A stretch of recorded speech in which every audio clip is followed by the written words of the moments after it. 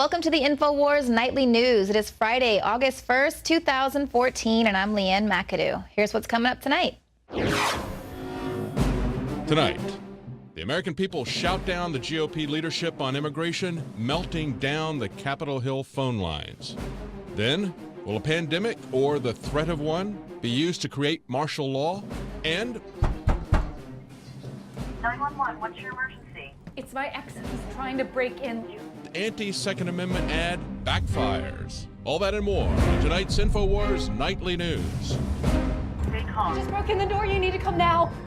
Well, Congress was set to vote on House Speaker John Boehner's border bill yesterday. It was a bill that most there in Congress thought was going to actually do more harm than good, but they wanted to vote on something, so it seemed like they were doing anything to help this immigration crisis before their 5-week vacation. However, America called in, melted down the phone lines on Capitol Hill, demanded their voices to be heard, and then this led to leading conservatives sitting down with representatives of the House leadership to go ahead and hammer out the outline of a revised plan, take it back to the bargaining table.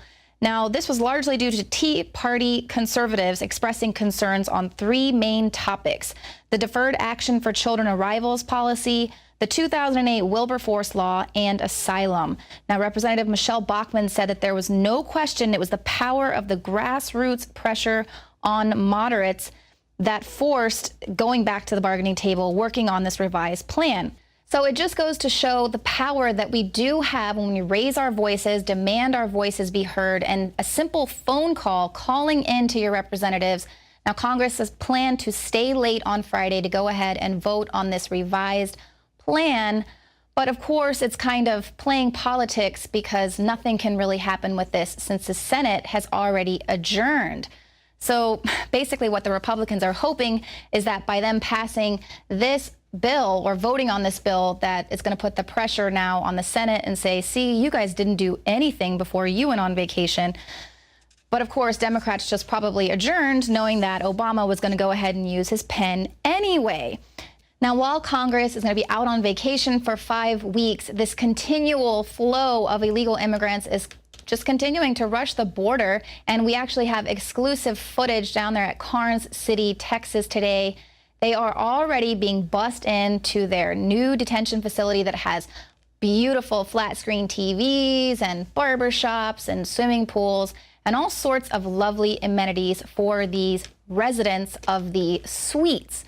Now, mind you, Karnes City is right near San Antonio, Texas, which on any given night has about 3,000 homeless people in the city. So, of course, those homeless people aren't being bused to these detention facilities and giving a nice hot meal and flat screen television.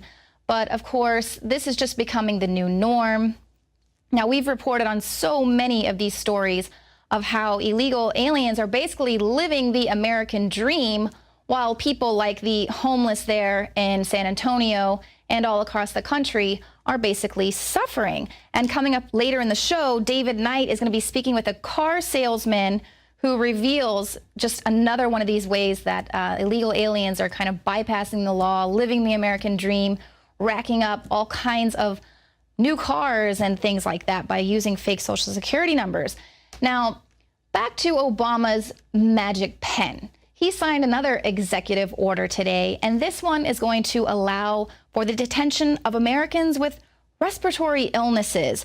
Now, of course, this is all coming on the wake of that Ebola scare, and this executive order is titled Revised List of Quarantainable Communicable Diseases, and it amends an executive order that was already in place, passed by George W. Bush in 2003.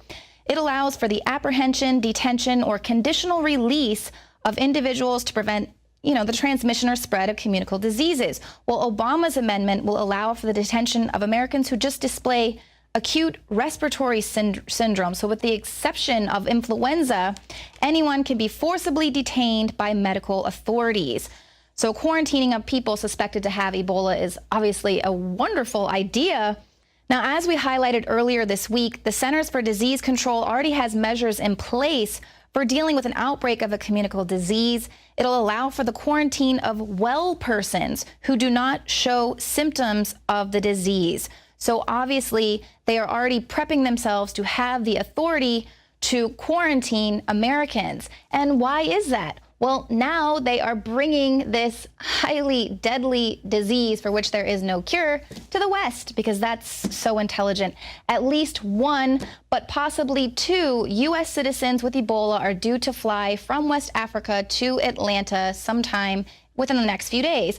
Now, this is Dr. Kent Brantley and Nancy Wright-Bowl. They are said to be in grave condition, and they are going to be treated with an experimental drug once they get there. Obviously, Ebola is a highly contagious, communicable disease. Bringing those people to the United States or the UK or Germany, wherever they're bringing them in Europe, it's not going to alter the fact that 90% of people who come in contact with this disease will die. But what it will do by transporting them elsewhere is increasing the risk of the virus spreading. Now, these patients have Ebola zaire, which is a condition where all bodily secretions are infected.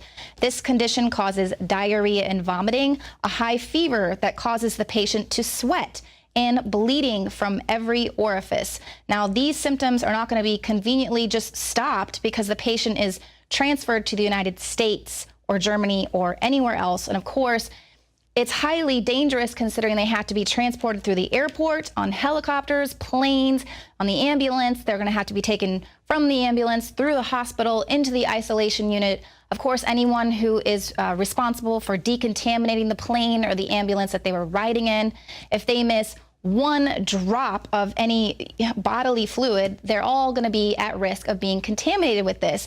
And the virus has been shown to remain active outside of the body in dry or liquid form for 3 days. So this is just one of those things that we like to call here madness. It's totally madness. Now, obviously, you want to have sympathy for these patients, but why would you want to risk spreading this disease? There is no cure.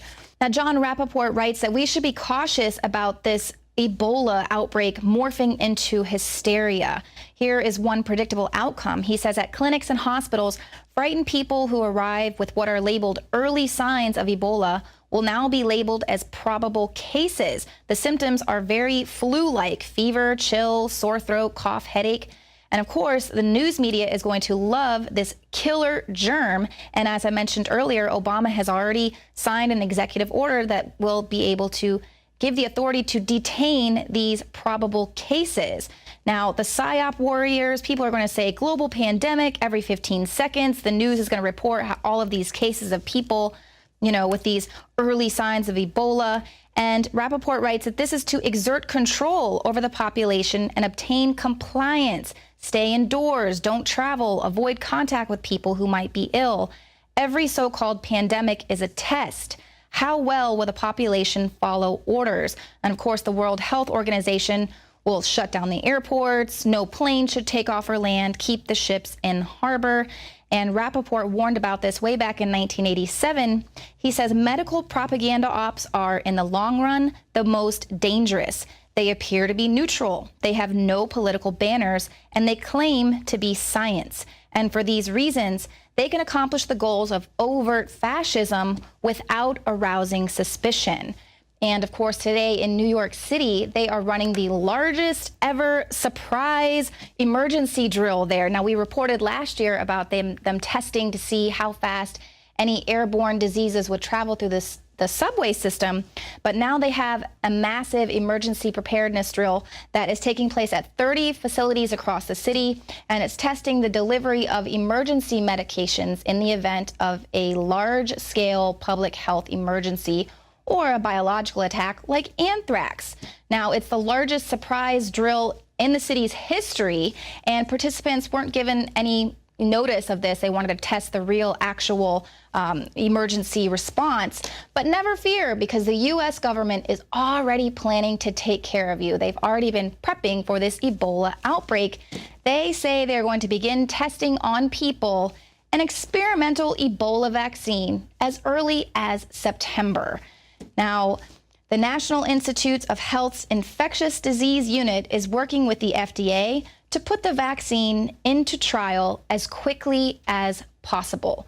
Now, what could possibly go wrong? We've already heard, the experimental H1N1 was causing a lot of pregnant women to have spontaneous abortions. And that was in the thousands here with H1N when we know the flu vaccines, they cause the flu or flu-like symptoms. So could this experimental Ebola vaccine cause Ebola-like symptoms? Or is it basically going to be like the opening scene of The Walking Dead or any other zombie movie you've ever watched ever in the history of zombie movies? Now, coming up, more on the pending police state. And then we speak exclusively with a whistleblower who reveals how illegal aliens are duping the system to get free cars while you and I are busting our butts just so we can keep making payments on our jalopies.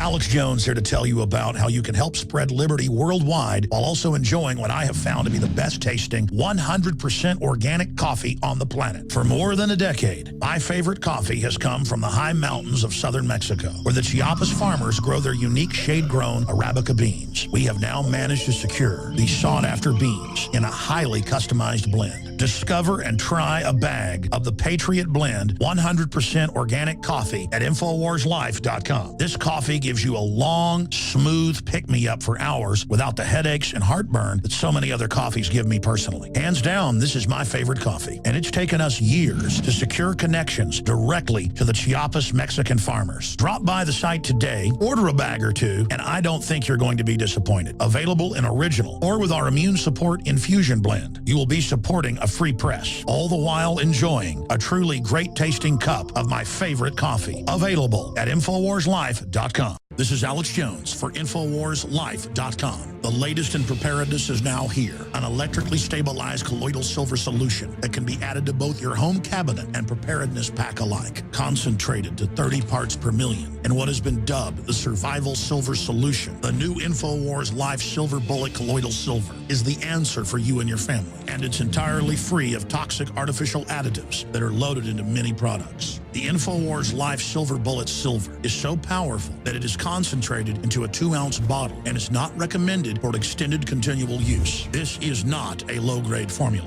We are working with one of the top laboratory manufacturers in the United States to bring you the best form of colloidal silver using electrical processes within a base of deionized water for your preparedness storage. For your home kitchen, purchase your bottle of InfoWarsLife.com Silver Bullet Colloidal Silver today and find other amazing supplements at InfoWarsLife.com. FBI agents and police turned the entire town of Armada, Michigan into a checkpoint last night. They were interrogating every single driver who tried to enter or leave the town, and they were searching for clues on the murder of April Millsap, who was found in a wooded area last week. She was murdered there. Now, after the police were done interrogating every driver, they would mark their hands with an X and basically send them on their way. But this is becoming a new norm. Mass investigative detention as part of a crime investigation. Now, we had in June 2012 the bank robbery in Aurora, Colorado, where everyone within the vicinity of the bank was handcuffed. California Highway Patrol officers set up a checkpoint in Sacramento, California, after a gang member shot and injured a number of police officers. Then he went into hiding, and that's where you will recognize that one infamous photo where the police officer was aiming a gun at an innocent driver's head who just happened to go through the checkpoint. Now, also during the aftermath of the Boston Marathon bombing, the entire town was shut down. Heavily armed police went door to door without search warrants, terrorizing families at gunpoint and ransacking homes. And then last year in California, during the manhunt for Christopher Dorner, police wildly shot and injured numerous innocent people. So this is what is becoming the new norm. Entire towns full of Americans are being detained to catch one guy. Meanwhile, the DHS is knowingly releasing 36,000 criminal illegal aliens back onto the streets of America just last year alone. These are criminals who committed the crimes such as rape, murders, multiple offenders, and they just let them go back into the streets because there's just so many other illegal aliens, such a backlog. They're like, yeah, what's another criminal on the street gonna hurt?